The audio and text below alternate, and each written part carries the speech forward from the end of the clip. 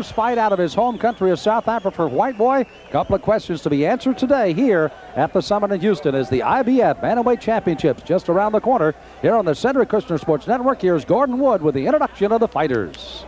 Live from the Summit here in Houston, Texas, Roy Foreman Promotions and the Summit, in association with Cedric Kushner Productions, proudly presents today's main event of the day. 12 rounds of boxing for the International Boxing Federation Bantamweight Championship of the World. Your matchmaker is Bill Benton. The president of the International Boxing Federation is Bob Lee. Executive Secretary Marian Mohammed.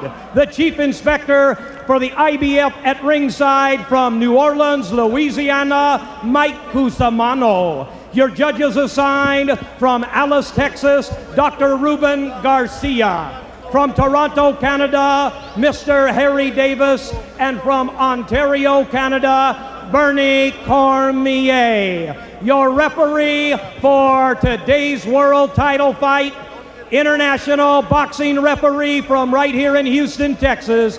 He is Bobby Gonzalez. And now introducing first the challenger, boxing out of the blue corner, wearing the white trunks with the black and red trim, weighing in at 115 3/4 pounds. With a fine pro career, 32 wins, only 2 defeats, 20 of those wins coming by knockout. All the way from Cape Town, South Africa, he's the current South African Bantamweight champion. Let's welcome Derrick Whiteboy. Whiteboy. And his opponent, boxing out of the red corner, this young man, the champion, weighing in at a fit, fighting and ready, 118 pounds, wearing the familiar blue trunks with the wet and white trim, weighing in the record 33 wins, 1 defeat, 26 knockouts, weighing in at 118 even pounds. This is record 12th title defense. El Hijo del Pueblo, Laredo, Texas. He is Laredo's favorite son. Let's hear it for Orlando Canizales. Canizales. Your referee, Bobby Gonzalez.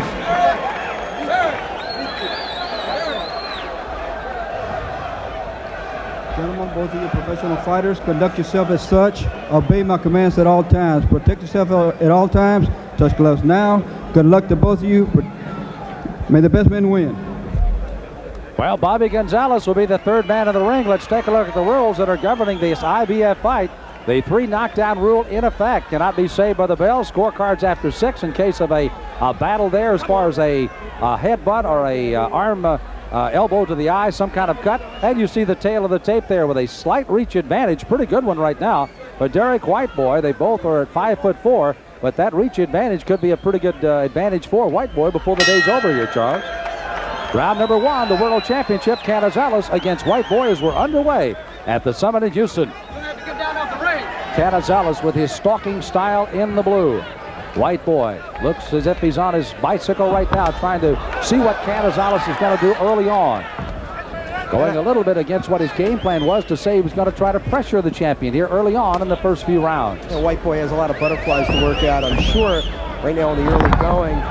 First fight out of South Africa, as you've mentioned, and not only that, coming into what's basically a hometown crowd for Orlando Canizales. I'm sure this is a totally new experience for Whiteboy. I think he'd like to get out of the first couple of rounds unscathed and start to build confidence from there. As we mentioned at the top of the show, he's a guy who's used to going long distances. He's gone over 10 rounds in 7 of his last 10 fights. So he is a guy that's used to going the distance, and I'm sure would like to take Canizales into the latter rounds. Canizales, on the other hand, not a guy who's known to get tired either.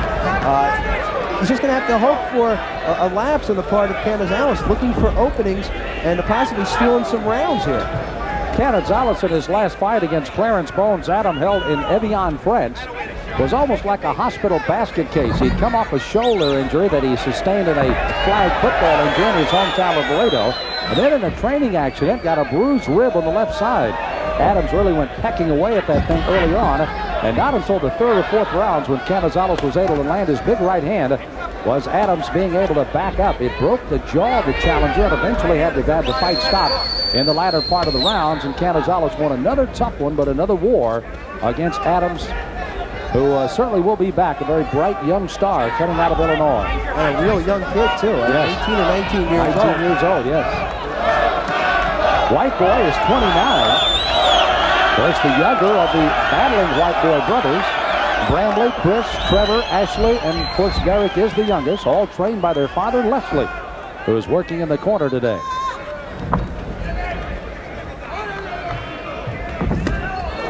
Pretty much what we expected in round number one. You saw a pretty good left hook landed that time by Whiteboy off the chin of Canizales. I tell you what, if Whiteboy's able to keep up this moving style, Canizales himself is going to get a little tired trying to chase him down today.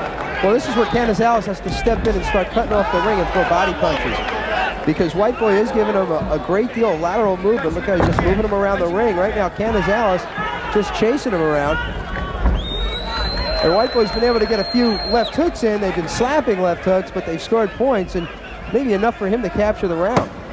Well, both fighters have pretty well had the feeling out process here in round number one. We should get down to business in round two coming up.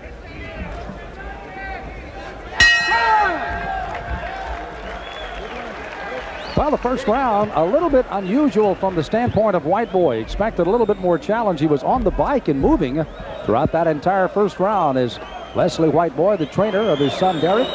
You've seen fanning Derrick on the stool across the way. They've been here for about a week and a half, of course, being in the winter season over in South Africa. Some cold temperatures, very contrasted here in the States, very hot in the Houston area. He got down to 115.5 pounds. So he did lose quite a bit of weight getting ready to come to this fight today. Pretty good punch that time by Whiteboy. Well, arm was totally extended on the part of Whiteboy, so it actually looked worse than it really was. It was basically an arm punch and not really thrown with a lot of leverage, but it did score points, enough for me to give Whiteboy the round, Sam. I don't think Canizales is too fazed by that, because he is looking for something over the long run in this one. Canizales worked on by Jesse Reed in the corner as we go to the second round. IBF defending champion of his bantamweight title for his 12th time to try to defend in the blue, Orlando Canizales against Derrick Whiteboy of Cape Town, South Africa. Cedric Kushner Sports Network and Corona Extra bringing you our World Championship Boxing Series from the Summit in Houston. Sam Smith along with Charles J. Thanks for joining us today. We should have quite a battle today, and you'll have an opportunity to see a lot of these guys anticipating a full fight today in another one of the wars, as Canizales always gets into. You always ask your question, Charles, how long can Canizales continue to have these kind of wars as he makes defenses of his title?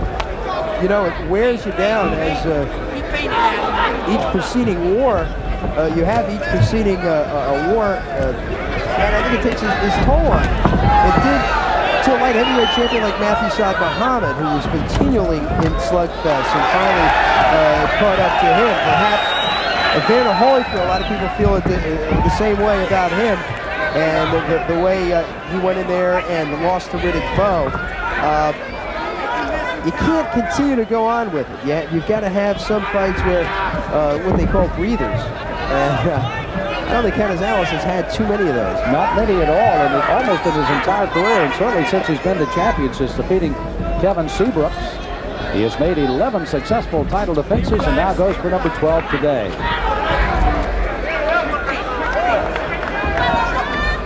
Neither one of the fighters have been able to land a lot of blows. As you look at our great camera shot for you overhead, you can see the distance the fighters have between them right now. Neither one of them has been able to close that distance and land too many punches. As of course, the movement of Whiteboy and the chasing of Canizales.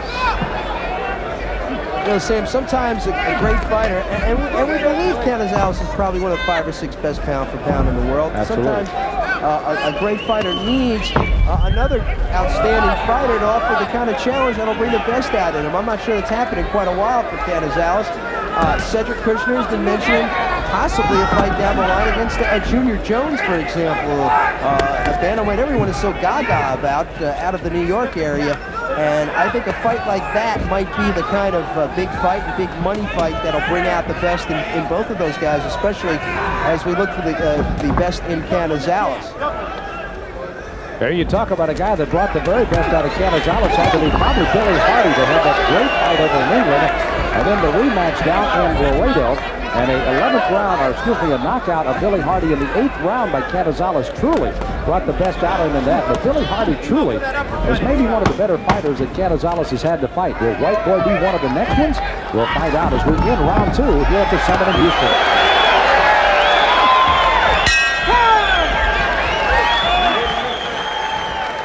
Well, Canizales quickly to a stool. Worked on over there by Jesse Reed. Jesse Reed Jr. is working out of this corner. You see him quickly applying some ice to that swelling over the eye. By the way, Canizales has received some rather vicious cuts in the last few fights as well. In the Adams fight, he also had a cut that had to be administered to as well.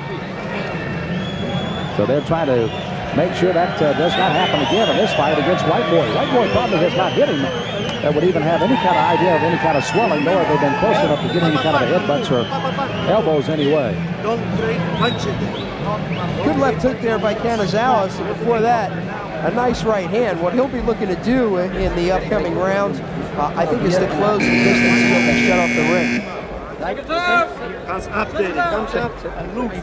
Concentration of both fighters getting ready as they move to the round number 3. Great shot as our Corona Extra World Championship Boxing Series is here at the Summit in Houston. IBF Bantamweight Championship with Orlando Canizales in the blue against Derrick Whiteboy. And Canizales with a good uppercut with the left hand. Whiteboy starting to back towards the rope and now tries to fight out of it with a combination of his own. Well, that may have been one of the better punches of the bout by Canizales, and maybe the best combination thrown by Whiteboy, who lands a pretty good right hand on his way out.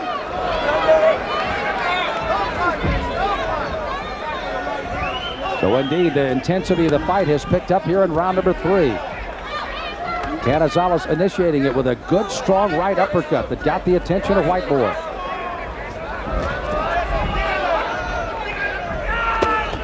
Charles, one of the things you said Canizales was going to have to do is start cutting off the ring, and it appears in round 2 he started to do that, and certainly here in the 3rd round he's now getting a pretty good target to hit. He's going to have the opportunity to set down on his punches and throw something with some real power to slow Whiteboy down. And you see Whiteboy confusing him just a bit, not letting Canizales get set. You see the movement. It's going to come down probably to conditioning for Whiteboy. How long can he keep up this constant movement? Well, he definitely has slowed down considerably from round number 1 when he was really making a move. And so we have a 1-point deduction taken away on a headbutt.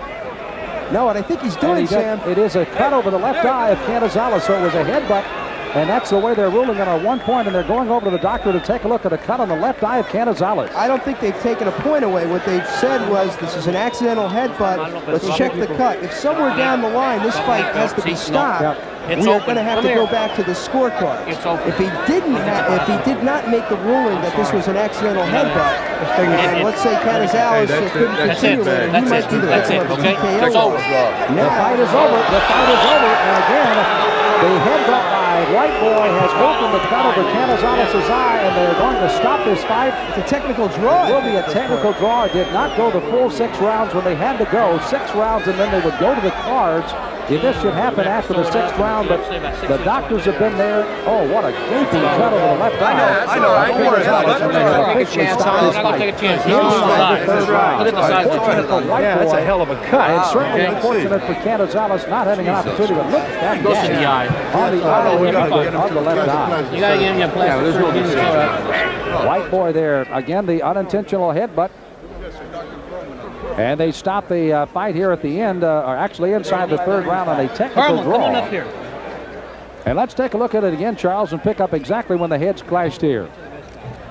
There, Whiteboy with his head down and Canizales moving right into it. It certainly was accidental. Yes.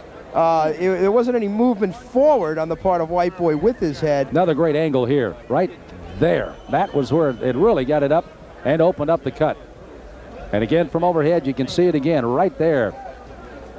So the referee, very wisely, Bobby Gonzalez, came up and stopped the fight. The doctors looking on and made the decision, and this one's over. Let's get the official time of the stoppage here as Gordon Wood. Ladies and gentlemen, on the advice of the ringside physician, the time 1 minute 23 seconds of the third round. Champion Orlando Canizales had a bad headbutt. And once again, the referee has called this a no decision. No decision.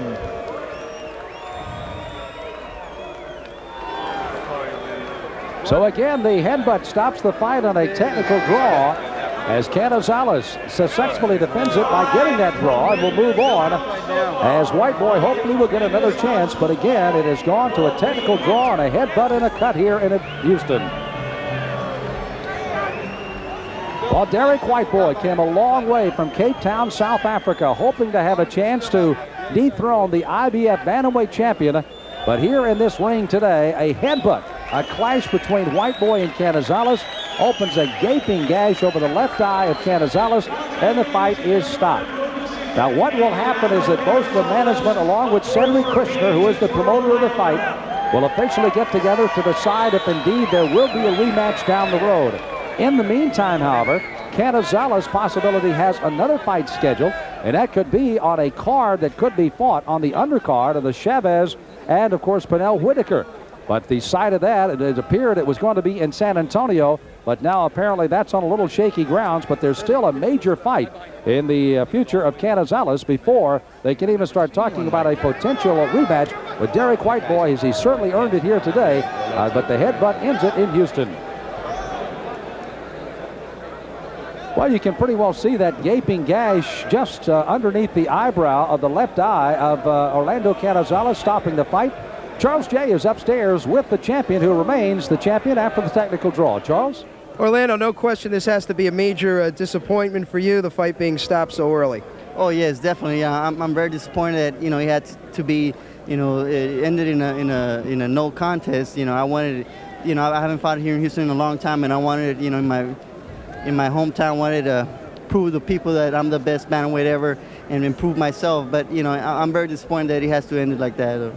Take us through what happened exactly there. It looked like he had his head down already, and you sort of moved into it as you tried to throw a right-hand body shot.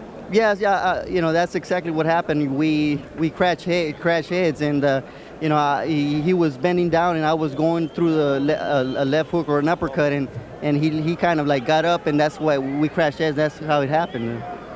And Bob Spagnola and Jesse Reeder here. And Bob, did the panic button go on as soon as that happened and you saw the cut? Bobby Gonzalez is an excellent referee. He could obviously see that it was a very bad cut the minute he looked at it.